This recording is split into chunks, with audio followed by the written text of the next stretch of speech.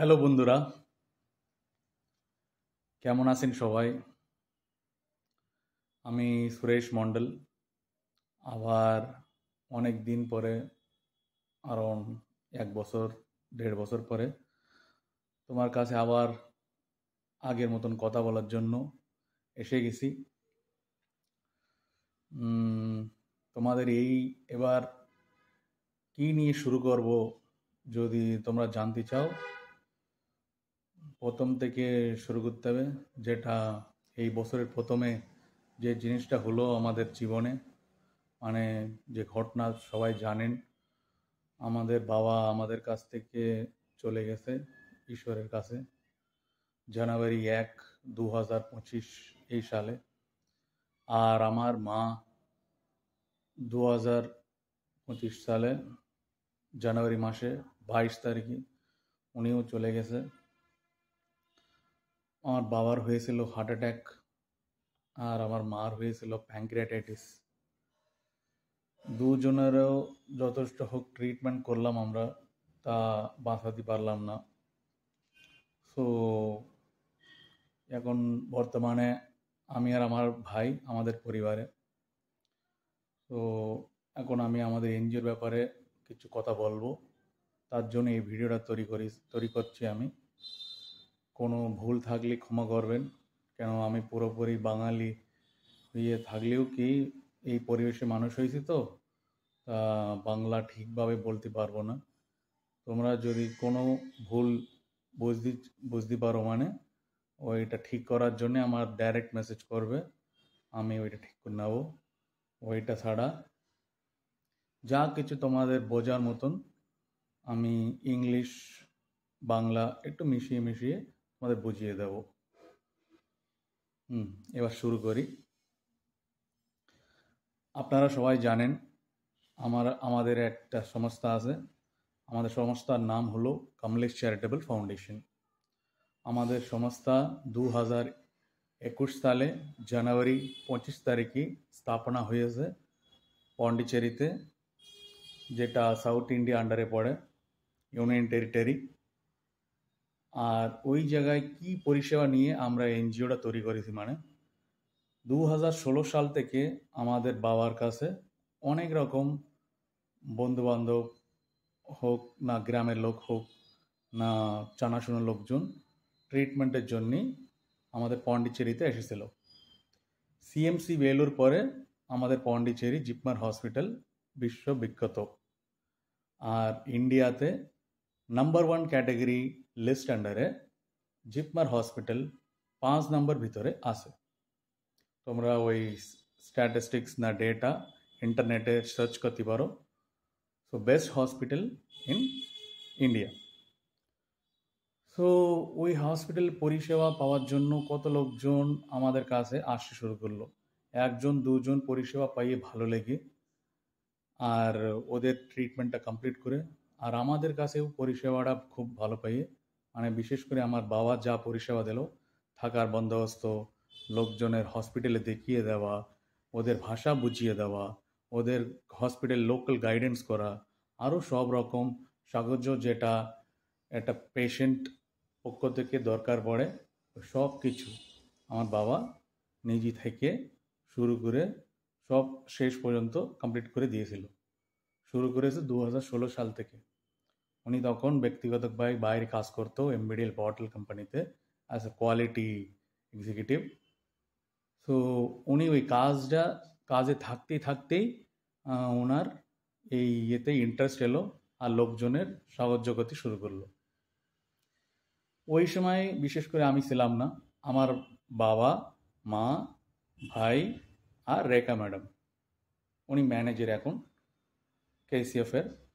So ওরা সবাই মিলে ওই সময় থেকে শুরু করলো। একটা ঘর থেকে আরম্ভ করে দুটো ঘর থেকে আরম্ভ করে 3টে ঘর, 4টে ঘর। সো একবার 4টে ঘর, আরাউন্ড একটা ঘরে 30-35 জন শুরু করে টোটাল ঘরে আরাউন্ড 150 জন মতন আমাদের কাছে পরিষেবা নিত প্রতিদিন 365 ডেজ আমাদের কাছে পরিষেবা নিত। মানে পুরো 1 বছরে কোনো দিন ছুটি না, সব দিন আমরা ওপেন, নো ক্লোজিং, দিন রাত 24 ঘন্টা খোলা। তোমরা যে কোনো সময় চেক ইন করতে পারো, যে কোনো সময় চেক আউট করতে পারো। বিশেষ করে পেশেন্টস অ্যান্ড দের অ্যাটেন্ডেন্স, ওদের জন্যে আমাদের পরিষেবাটা ছিল। তো 2018 সালে বাবার কর্ম ওইসব কিছু দিকে ভাড়িবেলে বলে একজন যারা আমাদের কাছে কাজ করছিল ওই সময় আইডিয়া দিয়েছিল কি এইটা একটা ট্রাস্ট হিসেবে রেজিস্টার করলে ভালো হয়। কেন তুমি তো খুব ভালো ভালো কাজ করছো পেশেন্টদের জন্য, অনেক রকম সুবিধা দিচ্ছ, লাইক পেশেন্টের বিশেষ করে ক্যান্সার পেশেন্টদের, হার্ট পেশেন্ট, কিডনি পেশেন্ট, তাদের অর্ধেক ভাড়া মানে আগে আমাদের ভাড়া ছিল শুরু করার সময় 50 টাকা। 50 টাকা মানে তোমরা বুঝতে পারছো, মনে একদিনই মাথা পিছু হেড 50 টাকা। তো এইভাবে শুরু করে আমাদের পেশেন্টদের রাখতে শুরু হয়েছে। তো পেশেন্টদের কেন এত কমে দিতে হবে, মানে কারণ আছে। পেশেন্ট যারা আসে সবার কাছে টাকা থাকে না, সবাই ধনী ব্যক্তি না, গরিব লোকজনও বেশিরভাগ আছে। সো ধনী ব্যক্তিও একদিন না একদিন শরীরের মানে শরীর খারাপ হয়ে গেলে কত রকম খরচা এসে যাবে, তোমার ওষুধ কেনার থেকে নিয়ে ট্রিটমেন্ট করার থেকে নিয়ে 1000 রকম খরচা এসে যাবে। ওই সময় কে গরিব কে ধনী ব্যক্তি কোনো তফাৎ থাকে না।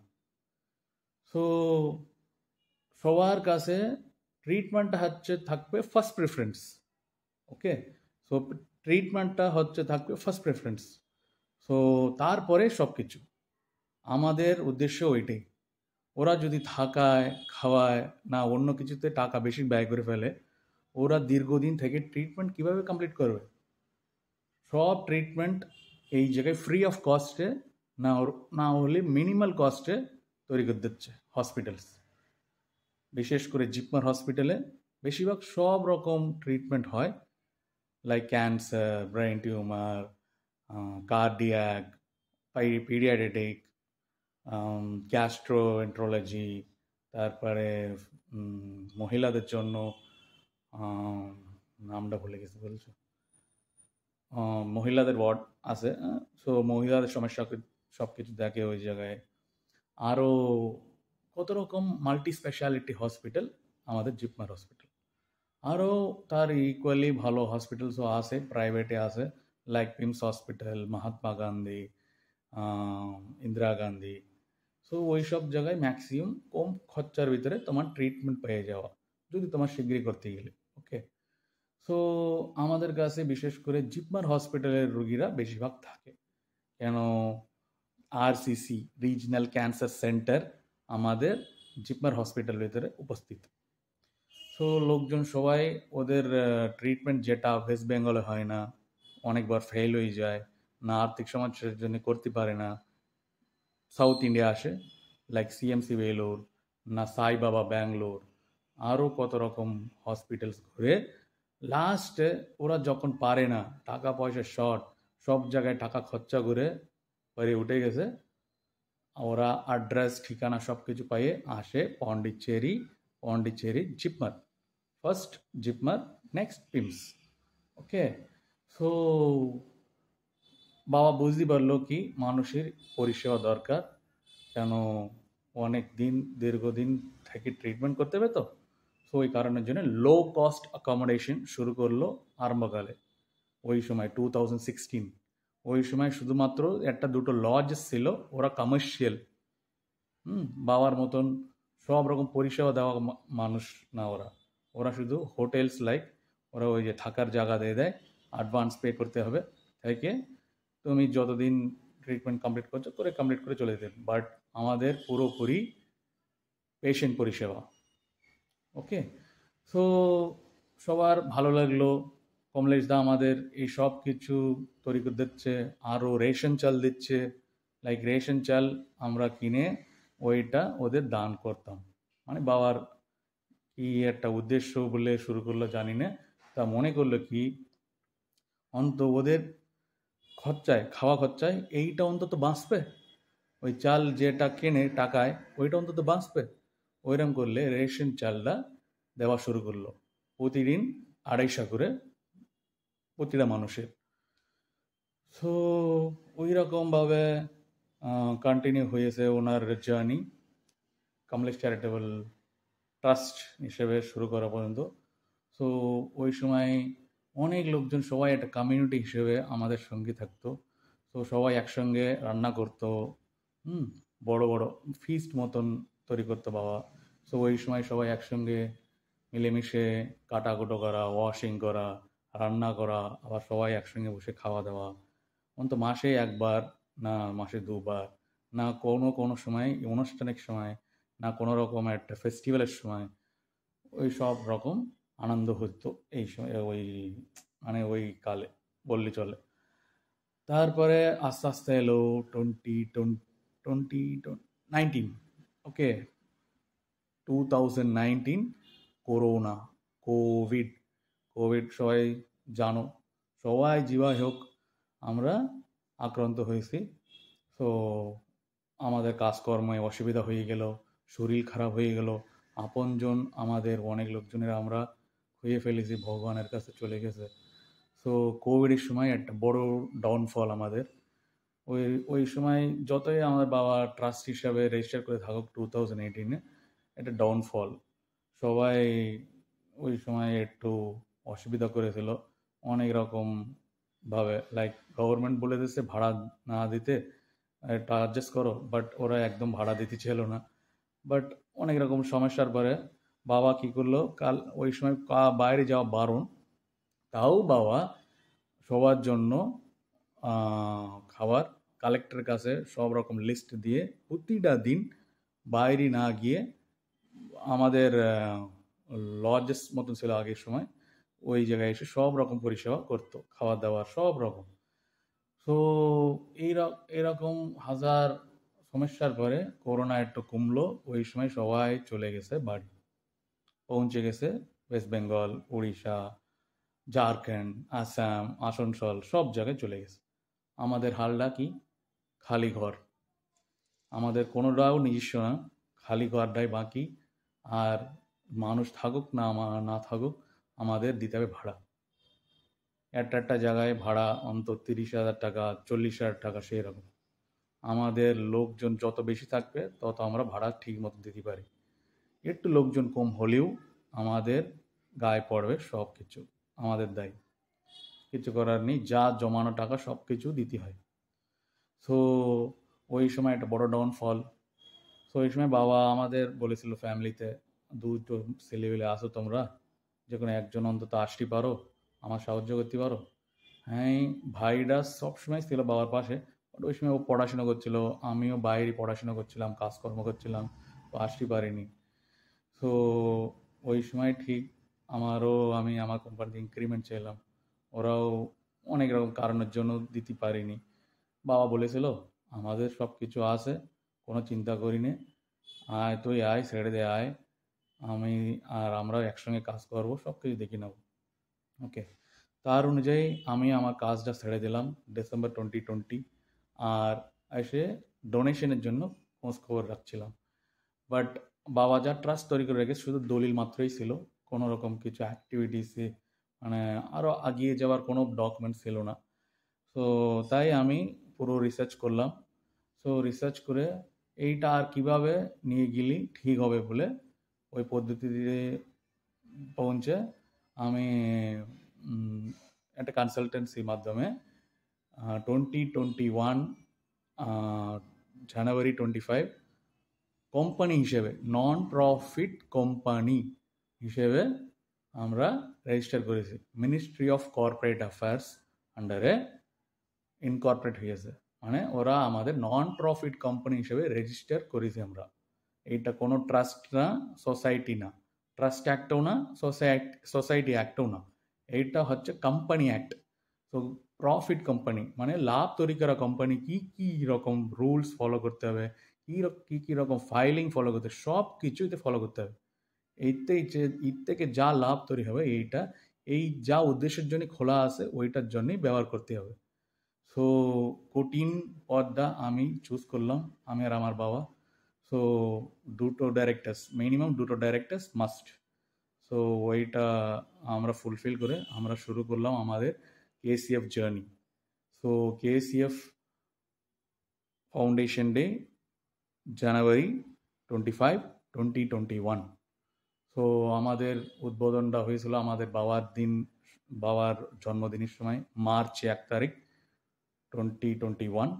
সো ওই দিন থেকে আমাদের সব রকম সার্টিফিকেশন আমি কমপ্লিট করেছি, like CIN number, corporate identification number, তারপরে দুটো ডাইরেক্টার্স ডিন নাম্বার, তারপরে ডিজিটাল সিগনেচার, তারপরে হচ্ছে 12A, ATG, এনজিও দর্পণ, তারপরে হচ্ছে এমএসএমই, আর কি কি রকম রেজিস্ট্রেশন দরকার, লাইক সিএসআর, কোম্পানির কাছ থেকে অনুদান পাওয়ার জন্য সিএসআর, কর্পোরেট সোশ্যাল রেসপন্সিবিলিটি, সব রকম সার্টিফিকেশনস আমি এক এক করে 1 বছরের ভিতরে পুরোপুরি আমি কমপ্লিট করে আমাদের কেসিএফের জন্য তৈরি করেছি। সো 2022 সালে হচ্ছে আমাদের প্রথম বার্ষিক দিন। ওই দিন আমরা first KCF health care awards 2021 launch করেছিলাম, ফার্স্ট এডিশন। সো এই অ্যাওয়ার্ড ফাংশন কারদের জন্য, কিসের জন্য, মানে স্বাস্থ্য রিলেটেড কাজ যারা যারা করছে, হেলথ কেয়ার ওয়ার্কার্স, তাদের আমরা সম্মান জানানোর জন্য। সো আমাদের বাবা এত পরিশ্রম, এত রকম খাটনি করে আমাদের মানুষদের রেখেছে, ওকে, বাট ওনার কেউ একজনও অ্যাওয়ার্ড দেয়নি, কোনো রকম রেকগনিশন নেই। বাট আমি ওইটা ভাঙতে চাই। আমার বাবার যা ক্ষমতা আছে ওতে তুলনা করলে কারো বেশি হবে কিনা জানি না। তাই উনি যথেষ্ট পরিশ্রম করেছে পেশেন্টের জন্য, তাই ওনার হাত থেকে আমি সব হসপিটালদের, ডক্টরসদের, ফার্মাসিস্টদের, রাস্তায় ক্লিন করে না স্যানিটারি ওয়ার্কার, স্বচ্ছতা ক্লিনার্স, ওদের, অটোওয়ালাস, ফার্মাসিস্ট, আরও কত রকম ক্যাটাগরি আন্ডারে আমি সবার অ্যাওয়ার্ড দিতে চাইলাম বাবার হাত দিয়ে। সো যে মানুষ পেশেন্টের জন্য এত কিছু করছে, তাদের ওনার হাত দিয়ে আমি অ্যাওয়ার্ড দেওয়ার জন্য আমি প্ল্যান করেছিলাম। তাই চুজ করলাম ওই একই ডেট, যেদিন উদ্বোধন ছিল, মার্চ 1 তারিখ। তো ওই দিনই হচ্ছে আমাদের বার্ষিক দিনও। সো ওই দিনে আমি কেসিএফ হেলথ কেয়ার অ্যাওয়ার্ডস লঞ্চ করেছিলাম প্রথমবার। সো ওই দিন সব রকম হসপিটালস আমাদের এনজিওর ছাদে, central government hospital, state government hospital, private hospital, আরও কত রকম ইনস্টিটিউটস আমাদের এনজিওর ছাদের ওপরে আমি সবারই অ্যাড করেছিলাম, like JIPMER hospital, PIMS hospital, Indira Gandhi hospital, Mahatma Gandhi hospital, জাল, শাইন হোম, সো আরও গার্ডিয়ান এঞ্জেল ট্রাস্ট, সবার আমি এক করেছিলাম এক জায়গায় একটা উদ্দেশ্যের জন্য, okay. So health care workers হচ্ছে সবচেয়ে কঠিন পদটা ধারণ করেছে। ওরা যদি আমাদের কোভিডের সময় আত্মহীন ত্যাগ বলতে পারে, দেখো সব রকম মানুষ টাকার জন্য কাজ করতে পারে, বাট জীবন নিয়ে লড়াই করেছে ওরাই মাত্রই কোভিডের সময়। বিশেষ করে একজন ডক্টর, একজন নার্স, সরি। সো ওই দিন হচ্ছে সব থেকে সেরা দিন ছিল। আমার বাবার হাত থেকে সব হসপিটাল ম্যানেজমেন্টদের, ডক্টরসদের, নার্সদের আমি আমার যা কিছু আমি ভাবে রেখলাম, ওই জিনিসটা আমি নিজেই থেকে পরিচালনা করে আমার বাবার হাত দিয়ে অ্যাওয়ার্ডসগুলো দিয়েছিলাম। সো ওই দিন হচ্ছে আমাদের প্রমোশন ডে। প্রমোশন মানে আমাদের এনজিওর ব্যাপারে সব কিছু জানকারের জন্য একটা দিন দরকার, না একটা সময় দরকার। সো ওই দিনটা আমরা একটা প্রমোশন ডে মতন ব্যবহার করেছিলাম। সো আমাদের অ্যাক্টিভিটিস, আমাদের দরকার কি কি, সব কিছু আমরা ওই দিন ওদের কাছে রিচ আউট করেছিলাম, ওকে। সো ওই রকম আমাদের পরিষেবাটা শুরু হলো 2021 সাল থেকে। All kinds of activities. So patient থাকার জন্য KCF patients home low cost. Cancer patient, brain tumour patient তাদের অর্ধেক ভাড়া, 50 টাকা মানে ওদের জন্য 25 টাকায়। ওকে, সো ভালো থাকার জায়গা, খাট, সব রকম পরিস্থিতি আমরা তৈরি করে দিলাম খুব কম পয়সায়। আমাদের কাছে তোমরা লাক্সারি রুমস পাবে না। এখন যা আমাদের পরিস্থিতি, লাক্সারি রুমস পাবে না। আমাদের হলঘর আর সিম্পল ঘরে আছে। সো ওই থেকে তুমি ট্রিটমেন্টটা কমপ্লিট করে যেতে পারবা। তোমরা একটা কমিউনিটি হিসেবে থাকতে পারবা। সব রকম হেল্প তুমি পাবে কেসিএফ পেশেন্টস হোমে। ওকে, সো নেক্সট প্রজেক্ট হলো কেসিএফ অক্ষয় পাত্রা। অক্ষয় পাত্রা তোমরা সবাই জানেন। সো মহাভারতে পাণ্ডব সবাই বনবাসে থাকার সময় জানেন কৃষ্ণ ঠাকুর বলতে পারো। সো ওই সময় ওদেরও খাওয়া দাওয়ার প্রবলেম ছিল। সো আমি গল্পটা পুরোপুরি জানি না, তাও আমি শর্ট করে তোমার বুঝিয়ে দিচ্ছি। সো ওই সময় ভগবান কৃষ্ণ নেই, ওনার হাতে একটা পাত্র দিয়েছিল দ্রৌপদীর হাতে। ওই পাত্রতে